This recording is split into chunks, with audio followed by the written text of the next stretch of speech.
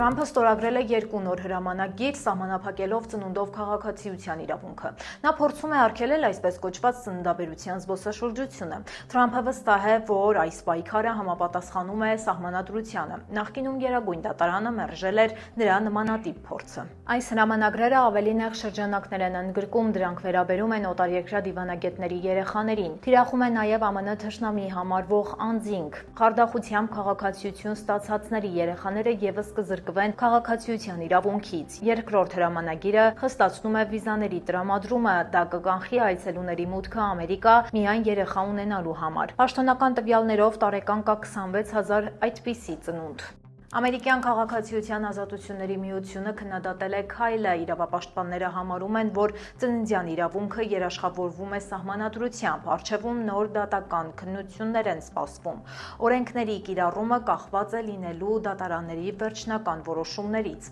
Այժմ այն մասին, թե ինչ ենք պատմելու վայրկյաններ անց։ Արդյոք անվտանգության նախարարությունը փորձում է թաքցնել ռասիզմը, աղմկահարույց գործ Լոս Անջելեսում։ Հորմուզի նեղուցը դիվանագիտական խաղերի կիզակետում, որոշողը լինելու է Թրամփը։ Հայաստանում ամերիկյան դեսպանատան ղեկավարներից մեկը աշխատել է ռեստորանում և 50,000 արհեստական արև երկնքում, ինչու են դեմ բնապահպանները։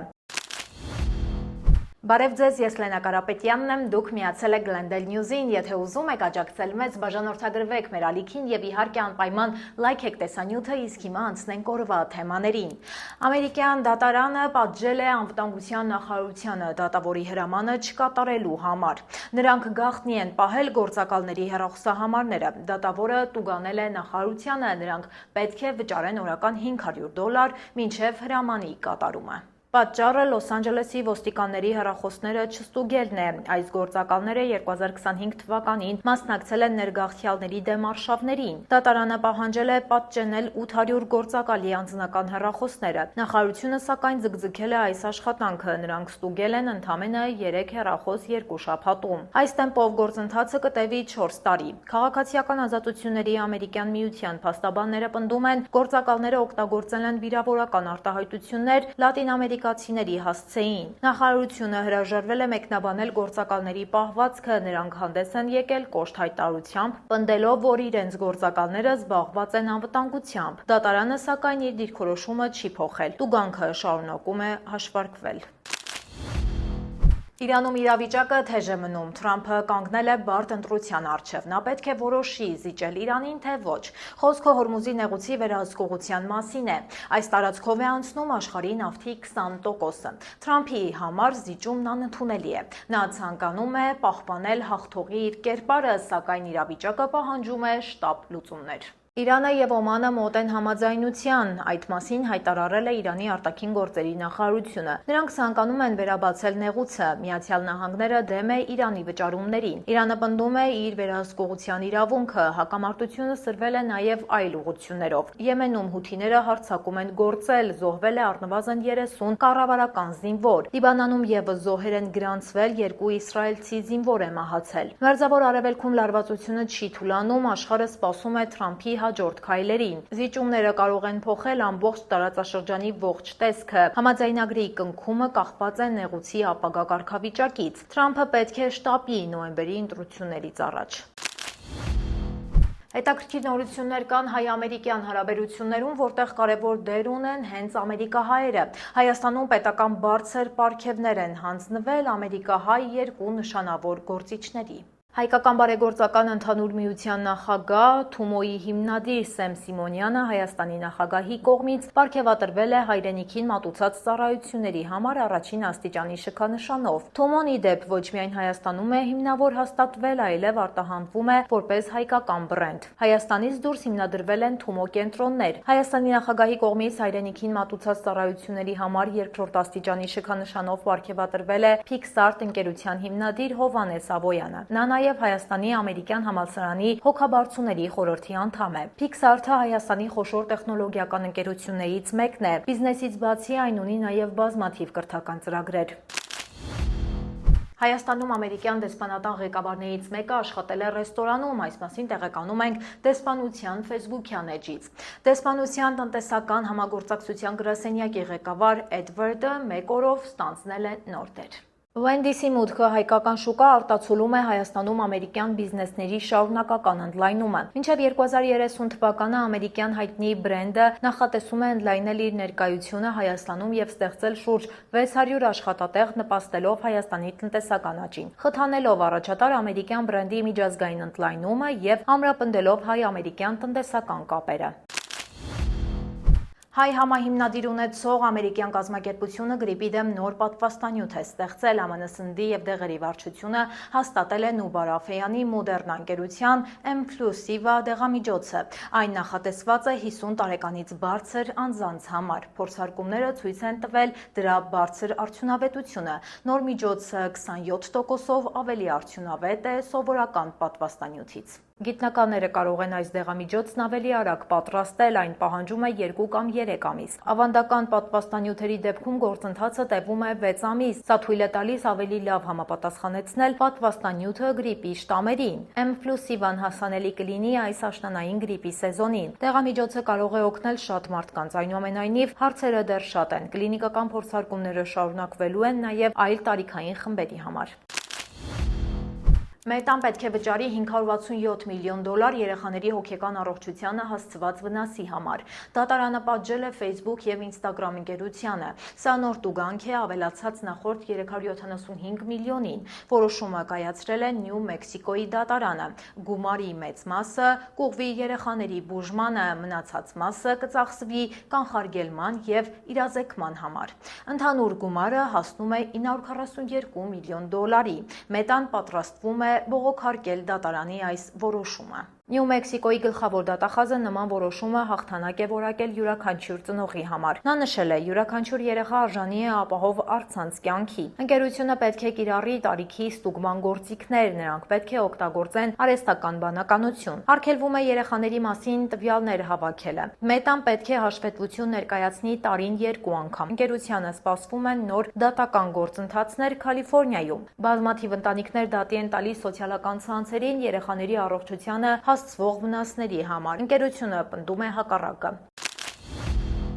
Առողջապահության ոլորտի ծելի մի հուսադրող նորություն այս անգամ Միչիգանից նահանգի բնակիչները կարող են նորից աղցաններ ուտել։ Մահացու աղցանային վարակը նվազել է։ Իշխանությունները հանել են որոշ սահմանափակումներ, սակայն կա մեկ կարևոր բացառություն՝ հեռացված ապրանքները չպետք է օգտագործել։ Հիվանդությունների վերահսկման եւ կանխարգելման կենտրոնը հաստատել է վարակի նվազումը։ Միչիգանում հունիսից ի վեր գրանցվել է 12485 դեպք, այդ թվում եղել է 279 հոսպիտալացում եւ 2 մահ։ Անգամ սահմանափակումները հանելուց հետո բնակիչներին հորդորում են զգույշ լինել եւ հին աղցան չգնել։ Ամեն դեպքում այս պահին իրավիճակը գնալով ավելի կայուն է դառնում։ Նահանգի առողջապահության վարչությունը թույլ է տվել վերադառնալ սովորական ռեժիմին։ Մարդիկ կարող են կրկին գնել փաթեթավորված կանաչեղեն։ Զուգահեռաբար հայտնաբերվել է մեկ այլ վիրուսի՝ սալմոնելայի նոր դեպք։ Սա արդեն կապված է այլ մթերքի հետ ու վարակի նախկին դեպքերի հետ կապ չունի։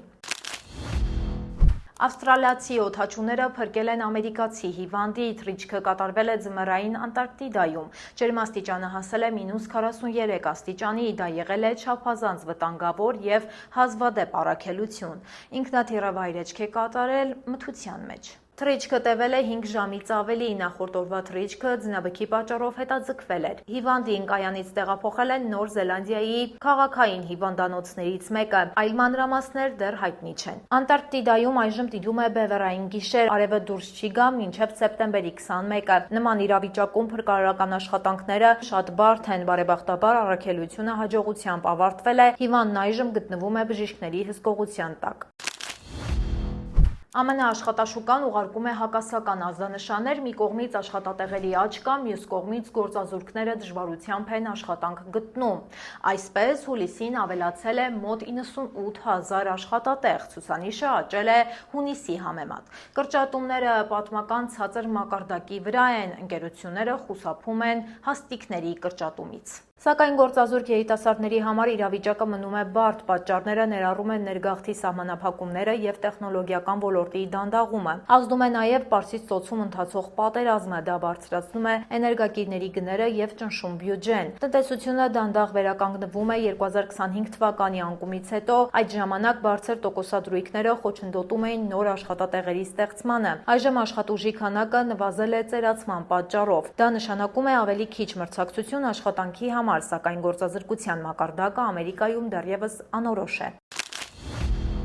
Լոս Անջելեսի Boyle Heights-ի բնակիչները շարունակում են տառապել գարշահոտությունից։ Lineage Logistics ընկերության պահեստում տեղի ունեցած հրդեհը մարվել է, բայց պահեստում փչացած հսկայական քանակի սննդի գարշահոտությունը շարունակում է մնալ։ Քաղաքացիները բողոքում են առողջական խնդիրներից ու ճանճերի առկայությունից։ Օդի որակի կառավարման շրջանային խորհուրդը հուլիսի 12-ից հետո շուրջ 4000 բողոք է գրանցել։ Ընկերությունը խոստացել է արագ հեռացնել սննդային թափոնները։ Նրանք պետք է շաբաթական մաքրեն 8.5 միլիոն ֆունտ աղբ։ Բնակիչները ստիպված են իրենց տները փակ պահել։ Սա բարձրացնում է էլեկտրաէներգիայի ծախսերը։ Ընկերությունը պնդում է, որ արդեն հեռացրել է աղբի 80%-ը։ Նաև Lineage Logistics-ը պարտավոր է կանոնավոր մաքրել տարածքը։ Նրանք պետք է օգտագործեն նաև հոտազերծող համակարգեր։ Բնակիչները սպասում են շաբաթվա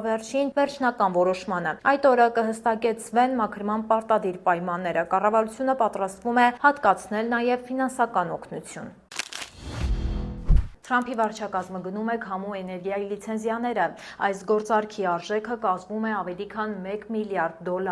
RWE ընկերությունը հրաժարվում է իր ծրագրերից։ Դրանք գտնվում էին Կալիֆոռնիա, Նյու Յորք եւ Լուիզիանա նահանգների ափերին։ Ընկերությունը կստանա $1 միլիարդ 200 միլիոն։ Գործարքների ընդհանուր գումարը հասել է գրեթե $4 միլիոն։ RWA-ը պատրաստվում է ներդրումներ անել բնական գազի ոլորտում եւ արդեն կառուցում է գազի տուրբիններ Լուիզիանայում։ Մի շարք այլ ընկերություններ եւս դադարեցրել են իրենց ծրագրերը նմանատիպ պայմանով։ Կալիֆոռնիա նահանգը պատրաստվում է դատական հայց ներկայացնել այդ որոշումների դեմ։ Պայքարն էներգետիկայի շուրջ շարունակվում է ողջ ԱՄՆ տարածքում։ Թրամփը չի թաքցնում, որ ինքը կողմ չէ կանաչ էներգիայի գերակայությանը։ Թրամփի վարչակազմը նպատակ ունի խոչընդոտել քամու էներգիայի աճը։ Փոխարենը նրանք հրախուսում են հանածով առելիքի օգտագործումը։ Այժմ եկեք տեսնենք, թե ինչ հետաքրքիր նորություններ են տեղադրված մեր սոցցանցերում։ Reflect Orbital ընկերությունը ցանկանում է տիեզերքից արևի լույս ուղարկել երկիր։ Դա փաստացի թույլ կտա անգամ գիշերը ցերեկային լույս ստանալ կամ արևի ճառագայթներն ուղղել երկրագնդի ամենացուրտ անկյունները։ Սակայն բնապահպանները դեմ են, ըստ նրանց դա կարող է վտանգել մարդկանց աչքերը եւ վայրի բնությունը։ 4 կազմակերպություն բողոք է ներկայացրել Դաշնային հաղորդակցության հանձնաժողով, պահանջելով չեղարկել ընկերությանը տված թույլտվությունը։ Բնապահպանները պնդում են, որ լույսը կխաթարի գիշերային կենդանիների վարքը եւ պահանջում են լրացուցիչ հետազոտություններ։ Այս պահին հաստատված է միայն մեկ թեստային առաքելություն։ Սակայն ապագայում ընկերությունը ցանկանում է ուղեծիր հանել 50,000 արբանյակ։ Անահայմի բնակչի մոտ հայտնաբերվել է արևմտյան նեղոսի վիրուս։ Սա ընթացիկ տարվա առաջին դեպքն է։ Իշխանությունները զգուշացնում են վիրուսի հնարավոր սրացման մասին։ Մոծակների մոտ վիրուսը հաճախակի է հանդիպում։ Բուժման հատուկ դեղեր կամ պատվաստանյութեր գոյություն չունեն։ Օրինչ շրջանի առողջապահության պատասխանատուները մտահոգված են, նրանք սպասում են բարակի մեծ ալիքի։ Բարակվածների 20%-ի մոտ առաջանում են ախտանշաններ, դրանք են ջերմությունը, գլխացավը եւ մարմնի ցավը։ Ծանր դեպքերում լինում է նաեւ մկանային թուլություն կամ կաթված։ Բնակիչներին խորհուրդ են տալիս հեռացնել կանգնած ջրերը։ Պետք է ստուգել պատուհանների եւ դռների ցանցերը։ Խորհուրդ են տալիս օգտագործել պաշտպանիչ քսուկներ։ 50-ից բարձր տարիքի մարդիկ ավելի մեծ ռիսկի տակ են։ Էլ Նինյո երևույթը կարող է դառնալ ամենաանձրևոտը Կալիֆոռնիայի պատմության մեջ։ Կլիմայագետները կանխատեսում են ծայրահեղ ձմեռ։ Կալիֆոռնիայի ջրային ռեսուրսների ինստիտուտի ներկայացուցիչը կիսվել է կանխատեսումներով, այս ձմեռը կարող է լինել պատմության մեջ ամենախոնավը։ Կալիֆոռնիայում տեղումների հավանականությունը 70-ից 100% է։ Դեկտեմբերից փետրվար ընկած ժամանակահատվածը կլինի չափազանց անձրևոտ։ Լոնգ Բիչում արդեն մտահոգված են, վերջերս գրանցված բարձր մակընթացությունները արդեն վնասել են ափամերձ շրջանները, ջուրը հաճախ է հասնում բնակելի տներին։ Սա կարող է լինել ամենահզոր Էլ Նինյոն 1950 թվականից ի վեր։ Իշխանությունները հորդորում են պատրաստվել հնարավոր հեղեղումներին։ Կալիֆոռնիայի ափամերձ հատվածները հատկապես խոցելի են լինելու։ Դե ինչ, ավարտին մոտեցավ ոչ միայն մեր հերթական հաղորդումը, այլև հերթական աշխատանքային շաբաթը։ Ձեզ ուրախ հանգստյան օրեր, իսկ մենք կշարունակենք հետևել անցուդարձին, որ հանգստյան օրերից հետո ձեզ ներկայացնենք ամենահետաքրքիրն ու ամենակարևորը։ Կհանդիպենք երկուշաբթի օրը, ինչպես միշտ ժամը 5-ին։